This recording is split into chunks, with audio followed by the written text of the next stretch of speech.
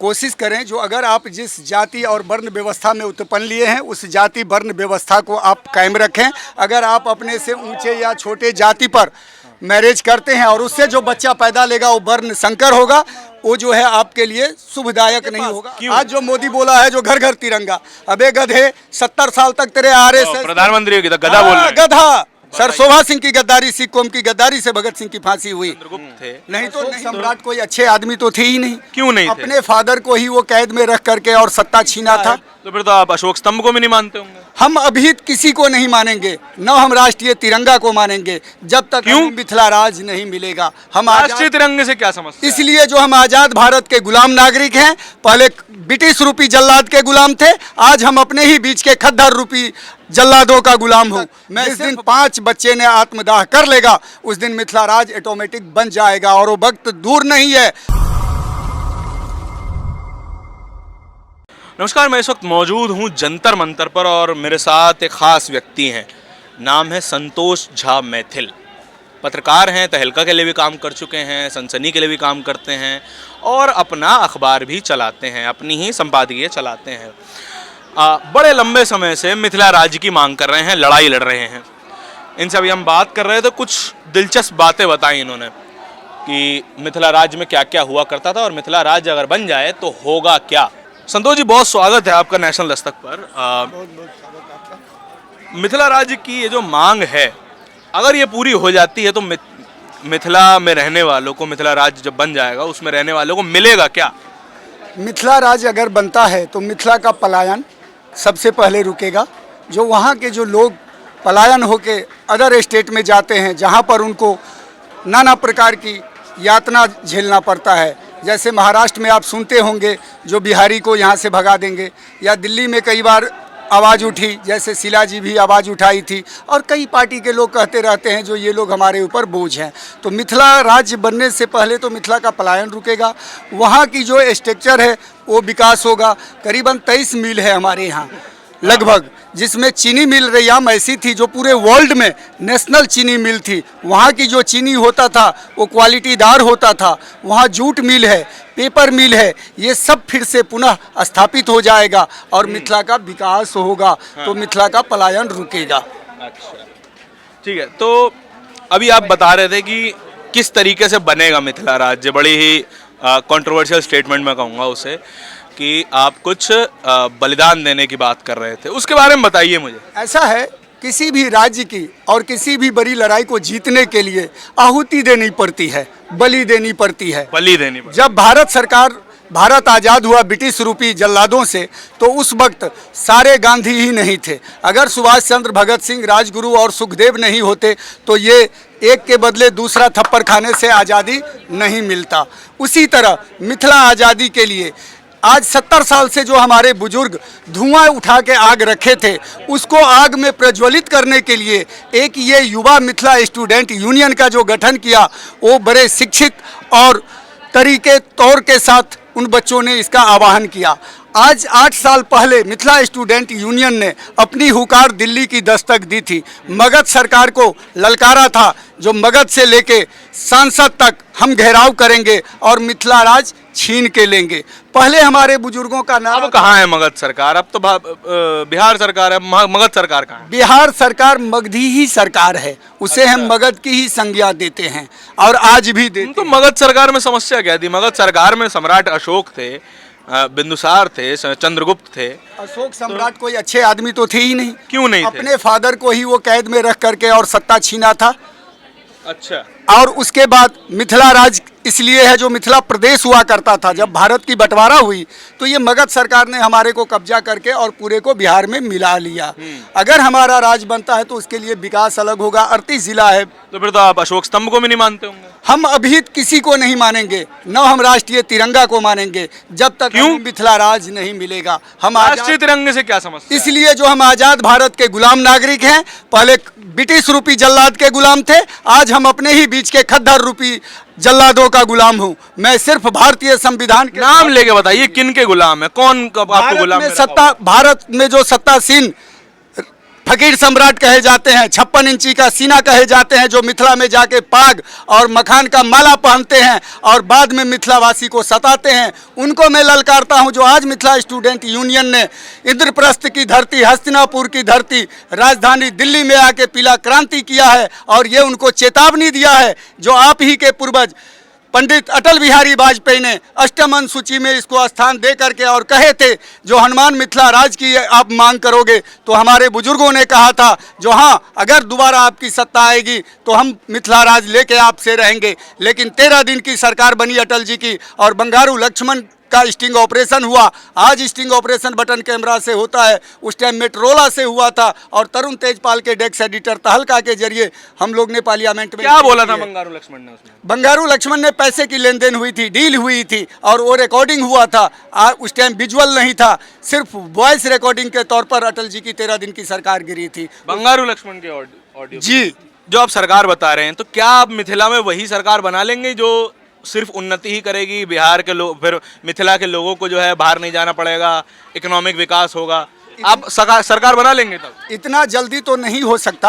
हाँ। इसके लिए बहुत सी बलिदान देना होगा, और वो वक्त आ चुका है। जो हमारे ये मिथिला स्टूडेंट यूनियन के बच्चे, मिथिला के बच्चे, कौन बलिदान देगा? भगत सिंह, राजगुरु, हमारे ये बच्चे तैयार हो रहे हैं, और लास्ट में यही होगा जो जयनगर से मिथिला के जो अंतिम नक्शा, नेपाल जो है, जहां माओवादी नक्सलवादी कह करके तराई वासियों को धमकाया जाता है, वहां से लेके और दिल्ली इंद्रप्रस्थ धरती तक, जिस दिन 5 बच्चे ने आत्मदाह कर लेगा, उस दिन मिथिला राज ऑटोमेटिक बन जाएगा, और वो वक्त दूर नहीं है। अगर सड़क तो आप आत्मदाह के लिए उकसा रहे हैं नौजवानों? उकसा ही नहीं रहे हैं, वो वक्त का जरूरत है। अगर हुआ तो हम उन बच्चों पर नहीं उत्साहित होंगे। आत्मदाह कर लेना ठीक है, करने के लिए तत्पर है। एक कलमकार जो है पार्लियामेंट, तो अब पहले नंबर पे आप क्यों ना हो? हम कोई बच्चा क्यों हो? हम स्वयं तैयार हैं। पूरी जिंदगी बाकी है, कोई जिंदगी बाकी नहीं है, हम तत्पर हैं उसके लिए। और वो वक्त आने वाला है जिस दिन स्वयं एक कलमकार अपने राज्य के लिए, अपनी भाषा के लिए, अपनी प्रतिष्ठा के लिए, अपनी आज़ादी के लिए, उन्हों को तो अंग्रेजों ने जेल में बंद किया, लेकिन हमारे बच्चे, हमारे क्रांतिकारी जेल नहीं जाएंगे। वो खुद अपनी पिस्तौल से अपनी आत्मदाह कर सकते हैं, लेकिन सत्ता छीन के रहेंगे। आत्मदाह कर लेना, आत्महत्या कर देना, क्या कर लेना, क्या आप इसको क्रांति कहते हैं? हाँ, ये गूंगी बहरी सरकार ऐसे नहीं सुनती है जब तक आप किसी को जिंदा। ये जो भगत सिंह का जो आइडिया और डायलॉग आप उठा रहे हैं ना, भगत सिंह ने खुद अपनी किताब में कहा था कि हमसे गलती हो गई, कि हमें सुनिए हमें सॉन्डर्स को नहीं मारना चाहिए था। भगत सिंह ने खुद कहा था, ठीक है।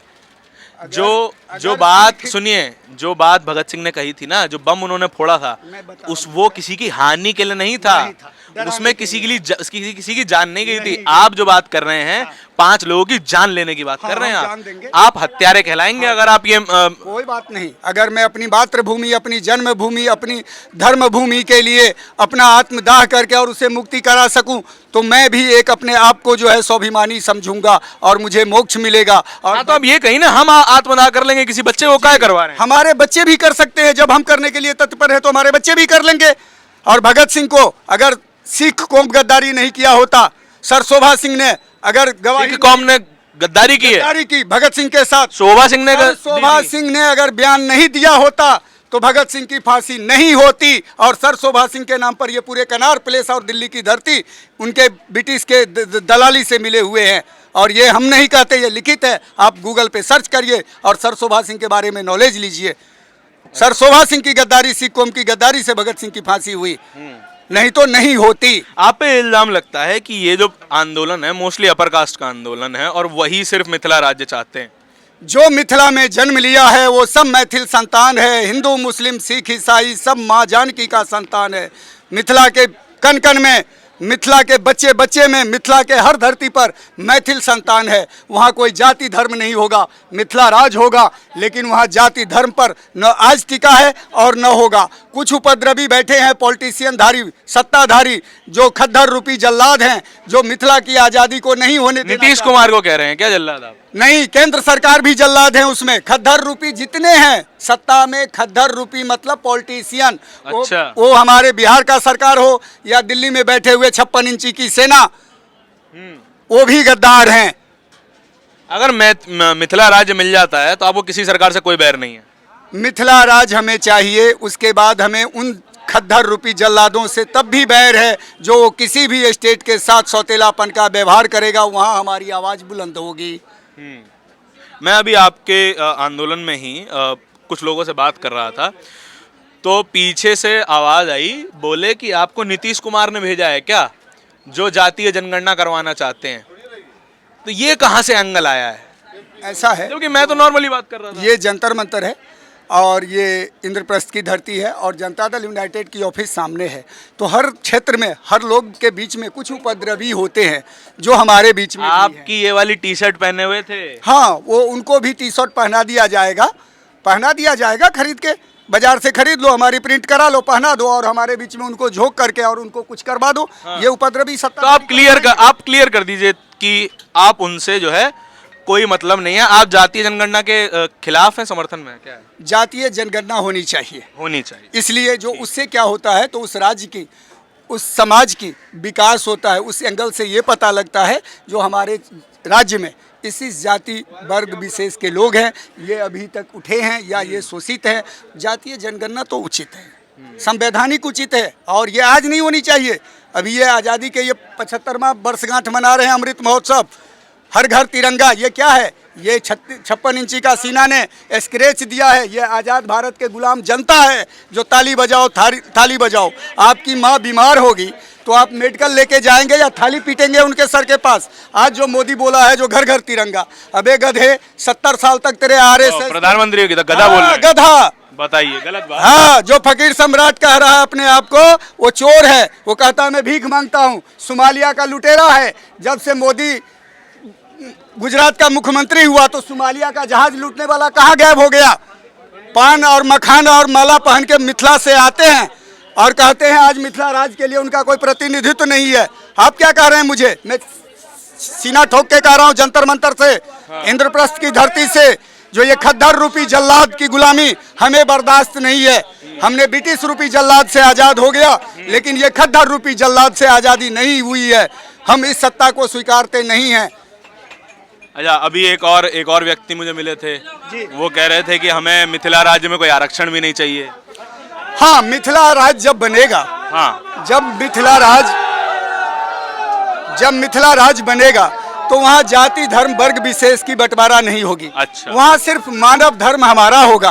वो कोई आरक्षण नहीं होगा। कोई आरक्षण नहीं होगा। मिथिला की धरती धार्मिक धरती है, जहाँ स्वयं सीता, अहिल्या, वशिष्ठ ऐसे ऐसे धर्माचार्य वहाँ उत्पन्न हुए हैं। ऐसे जगहों को हम दागदार नहीं करेंगे, कलंकित नहीं होने देंगे। लेकिन ये सत्ता रूपी जल्लाद को चेतावनी देता हूँ। तो मिथिला राज्य में आप भी अपनी जाति छोड़ देंगे? हाँ, मिथिला राज्य में हम अपनी जाति झा लगाना छोड़ देंगे, शर्मा जी लगाना छोड़ देंगे। वर्ण व्यवस्था एक अलग है और वर्ण व्यवस्था होनी चाहिए, जातीय व्यवस्था नहीं होनी चाहिए। जाति व्यवस्था नहीं होनी चाहिए। तो जाति व्यवस्था निकली कहाँ से? वर्ण व्यवस्था से। वर्ण व्यवस्था को जो है ना खंडित किया गया। अच्छा, किसने किया? जाति कैसे बनाया जाता था? समाज में ब्राह्मण को उच्च कोटि के मानते हैं। हाँ। कौन होता है ब्राह्मण? ब्राह्मण जिसे ब्रह्म का ज्ञान हो, अच्छा। ब्रह्म का जो है ध्यान करता हो, ब्रह्मचर्य से रहता हो, उसे ब्राह्मण कहते हैं। ब्राह्मण उपद्रवी नहीं होते हैं, ब्राह्मण दुष्ट नहीं होते हैं, ब्राह्मण लोगों को ज्ञान देते हैं, ब्राह्मण किसी की अनहित नहीं सोचते। अच्छा, ब्राह्मण गुजरात में जो हुआ, वहाँ के एक नेता बोलते हैं कि ये जिन्होंने रेप किया वो ब्राह्मण है, इनको छोड़ देना चाहिए। ऐसा है, रेप करने वाला वो ब्राह्मण हो, राजपूत हो, भूमिहार हो या कोई भी मानव हो, ये भारत सरकार तो खद्दर रूपी जल्लाद है। नहीं तो रेप करने वाले को, जो बहू बेटी को छेड़ता है, उसे इंजेक्शन देके मार देना चाहिए। कोर्ट कचहरी और थाना की जरूरत नहीं है, मार देना चाहिए। कोई अटेम्प्ट टू मर्डर, अगर एक आदमी के चक्कर में पूरा 1000 आदमी परेशान है तो उस एक आदमी को मार देना ही उचित है। ये हमारा भारतीय संविधान है। आपको हार्डलाइनर कहा जाएगा कि आप हत्या की जो है न्याय को चलाते हैं, हत्या कर देने को न्याय मानते हैं। हम हत्या करने को न्याय इसलिए मानते हैं जो इससे एक व्यक्ति से 1000 आदमी दूषित है तो उस एक आदमी को जिंदा रहना उचित नहीं है। ये इसके लिए मुझे हत्यारा का ब्लेम लगे या क्रिमिनल का लगे, वो सहज मुझे सब स्वीकार है। हम आजाद भारत के गुलाम नागरिक नहीं, आजाद नागरिक हैं जी। यानी कि मिथिला राज्य में वर्ण व्यवस्था होगी, जातीय व्यवस्था नहीं होगी। नहीं होगी। वर्ण व्यवस्था आप किस तरह से चलाएंगे वो, और उसे जाति में कैसे तब्दील ना हो पाए? वर्ण व्यवस्था इस तरह चलाएंगे जैसे हमारे पूर्वजों ने किया था, जो हर ब्राह्मण ने, हर राजपूत ने अपने गांव में नाई को, धोबी को, मोची को, डोम को लाके बसाते थे। जो है उनके पास जमीन लेकिन तब भी वो नाई, मोची, डोम ही रहते थे, उनका जो है वो उत्थान नहीं होता था। लेकिन आज उनका उत्थान है, उनके बच्चे हमारे बीच में आकर के शिक्षित हुए हैं, पढ़े हैं, लिखे हैं, आईएएस हैं, आईपीएस हैं। सबसे ज्यादा मिथिला धरती से आईएएस और आईपीएस है आज भी। हाँ। फिर भी वो सारे सवर्ण हैं। सवर्ण नहीं है, क्या उसमें सवर्ण नहीं है। 15% अदर कास्ट भी हैं। 15% है, 75% सवर्ण है। 75% नहीं है, ये सब एक घालमेल है। मुश्किल से 40% सवर्ण है। डेटा चेक करिए सर, डेटा चेक करिए, मेरे पास उनका सेंट्रल जो हमारा सेक्रेटेरिएट है उसमें 81 सेक्रेटरी हैं। हाँ। एक ओबीसी है, एक एससी है, बाकी सारे के सारे सवर्ण हैं। तो ये किसका है कहानी? ये सत्तासीन जो जल्लाद बैठे हैं, ये उनकी लॉबी है। हाँ। जमीन पर नहीं है। जमीन पर अगर आप, जमीन पर जातिवाद नहीं है। जमीन पर जातिवाद कहाँ है? अगर आप जिस गांव में रहते हैं, सुनिए, आप किसी मोहनडम को अपने यहाँ किराए पे रखे हैं, एक नॉर्मल बात, अगर उसको कोई बिना मतलब का कोई पीटने आ जाए तो आप उस वक्त में क्या करते हैं? उसकी बचाव पक्ष करते हैं। बिल्कुल। तो वहाँ पर फिर कहाँ जाति और वर्ण व्यवस्था है भाई? जब मैं बताता हूँ कहाँ जाति और वर्ण व्यवस्था है। आपकी शादी कैसे हुई थी? आपकी शादी कैसे हुई थी? हमारी शादी, मैं स्वयं अपने आप लड़की को देखा था। अच्छा। एक कर्नल साहब की बेटी थी। हाँ। मेरे ही जिला के थे। लव मैरिज थी? नहीं, लव मैरिज नहीं थी, वो भी अरेंज मैरिज थी। अरेंज मैरिज उनको मजबूरन करना पड़ा था। मजबूरन करना? हाँ, उनकी 6 लड़की थी और मैंने उनको देखा। हमारे यहाँ दहेज प्रथा की थी। मैंने उनको बोला, आपकी ये लड़की अच्छी है, पढ़ी लिखी है हमारे साथ, हम इससे शादी करेंगे, और हो गया। अच्छा, तो जाति नहीं देखी आप? जाति ही है, जाति ही में है। जाति में ही है? जाति में ही है, वो जाति में ही है। यानी कि प्रेम भी हुआ तो अपनी जाति में? जाति में हुआ। ऐसा ही होना चाहिए, प्रेम भी अपनी जाति में करना चाहिए। कोशिश करें, जो अगर आप जिस जाति और वर्ण व्यवस्था में उत्पन्न लिए हैं, उस जाति वर्ण व्यवस्था को आप कायम रखें। अगर आप अपने से ऊंचे या छोटे जाति पर मैरिज करते हैं और उससे जो बच्चा पैदा लेगा वो वर्ण संकर होगा, वो जो है आपके लिए शुभदायक नहीं होगा। क्यों? कौन कहता है कि शुभदायक? कोई कहता नहीं है। उसकी लक्षण, अगर आप ब्राह्मण हैं और आप, अगर मैं मान लीजिए मैं ब्राह्मण हूँ, हाँ, और मैं किसी शूद्र कन्या से शादी कर लेता हूँ, है ना, तो हाँ, उससे फर्क क्या पड़ेगा? उससे फर्क ये पड़ेगा, जो आपकी जो ब्लड और वातावरण की जो परवरिश है उसमें फर्क होगा। अशुद्ध हो जाएगा क्या ब्लड? नहीं, ब्लड नहीं अशुद्ध होता है। ब्लड अशुद्ध होता तो ये रेड क्रॉस सोसाइटी में इतने लोग क्यों जाते? ब्लड नहीं अशुद्ध होता है, उसकी परवरिश, उसकी आचरण, उसके ऊपर पड़ने वाला साया, उसे कहते हैं वर्ण संकर, और ये वेदों में प्रमाणित है। अच्छा, यानी कि जाति घूम फिर के आ ही जाती है। जाति है कि जाति नहीं है? क्यों नहीं जाती है जाति? जाति हम, क्यों आप झा बने रहते हैं, क्यों हम गौर बने रहते हैं, ये क्यों हट नहीं जाता है? ये इसलिए नहीं हट सकता, जो ये जब तक खद्दर रूपी जल्लाद हमारे ऊपर शासन करे। नहीं, देखिए, ये अब निजी जीवन का जो भार है ना, वो खद्दर रूपी जल्लादों पे नहीं डाला जा सकता। क्या हम अपनी निजी जीवन में अपनी जाति को नहीं खत्म कर सकते? सुनिए, मैं आपको बताऊं, मैं जिस गांव से हूं, यहाँ बहुत लोग हमारे होंगे अगल बगल के, 60 बीघा जमीन का मालिक था। हाँ, मैं, मुझे फादर दे के गए थे। हाँ। जब हम उस समाज में प्रफुल्लित हुए और पत्रकार बने, तो मैंने गांव में गया, तो वहाँ मैं देखता था जो 5 किलो धान चावल जिसका बनता है, वो 12 घंटा काम कराने के बाद लोगों को दिया जाता था। अब उन बेचारे को 12 घंटा काम करके गया, उसको सामने बच्चे बीमार हैं, उसे तो चाहिए मेडिसिन। अब वो गाँव में 2-3 दुकान है, वो धान बेचने जाएगा तो जिसकी कीमत 5 रुपये, वो 2 रुपये किलो लेगा। एक तो उसका वहाँ मरण और शोषण हुआ। तो मैंने सुबह उठ करके एक प्लान बनाया, जो हमारे गांव में क्यों नहीं, 90 में ये क्यों नहीं, जो 250 रुपया इनकी मजदूरी हो, जिसके लिए मेरे ब्राह्मण, राजपूत, भूमिहार और बिरादरी जो हमसे भी बड़े पैसे वाले थे, उन्हें मेरा बहिष्कार किया, उन्होंने विरोध किया। यानी कि जातिवाद है इस दुनिया में, समाज में है। हाँ। है। मिथिला में, राज्य में रहेगा? नहीं रहेगा। वहाँ का जो परवरिश हो रहा है और वहाँ जो अभी का जो हालात, लेकिन आप फिर भी कहते हैं कि शादी जो है वो अपने ही अपने ही जाति में कीजिए, आपको वर्ण व्यवस्था को बनाए रखिए। वो पारिवारिक वर्ण व्यवस्था आपको बनाना ही पड़ेगा। आप कारण बताइए ना। कारण यही है, जो निजी जिंदगी को आप जो है समाज से नहीं जोड़ सकते ना। क्यों? आपका समाज बहिष्कार करेगा, कितने को आप जाके अरे देखिए, जो समाज मेरी निजी जीवन में घुसने की कोशिश कर रहा है, तो समाज का क्या अधिकार है कि मेरे निजी जीवन में बोले? नहीं घुसना। अगर मैं शादी करता हूँ किसी और वर्ण में, किसी और जाति में, तो आप कौन है जो मुझे वो मना करेंगे? मना नहीं कर सकते, लेकिन वहाँ की जो सामाजिक व्यवस्था है दोनों पक्ष की, जिस पक्ष की लड़की होगी और जिस पक्ष का लड़का होगा, दोनों में जो है तो आप उस सामाजिक व्यवस्था को समर्थन करते हैं? उन सामाजिक व्यवस्था को हम समर्थन अगर करते होते तो हम भी वहीं बैठे होते और उन्हीं में मिलाए होते। हम जो वहाँ से निकल करके बाहर आ करके, लेकिन फिर भी कहते हैं वर्ण व्यवस्था बरकरार रहनी चाहिए। वर्ण व्यवस्था पर्सनल आपके लिए बरकरार रहना चाहिए ना, समाज पर क्यों थोपोगे भाई? अच्छा, आप अपने के अंदर मेंटेनेंस करें। आपने एक संकल्प लिया, जो मैंने अच्छा काम करूंगा, गलत नहीं करूंगा, हाँ। तो आपको उस गलत काम पर कोई लाएगा तो उससे आप जो है डाइवर्ट होंगे ना, आप उसके साथ नहीं बैठेंगे। उसी तरह होता है समाज में भी। देखिए, महीन जातिवाद है ये। जी, ये महीन जातिवाद है जो आप भी एक्सप्लेन कर रहे हैं। जी, जी। चलिए, बहुत धन्यवाद। देखिए, मिथिला राज्य की मांग जो है बहुत समय से हो रही है। आप इसको खुद समझिए कि ये जायज़ है कि नाजायज़ है। समझिए और अपनी राय बनाइए, और अपनी राय कमेंट सेक्शन में ज़रूर बताइए।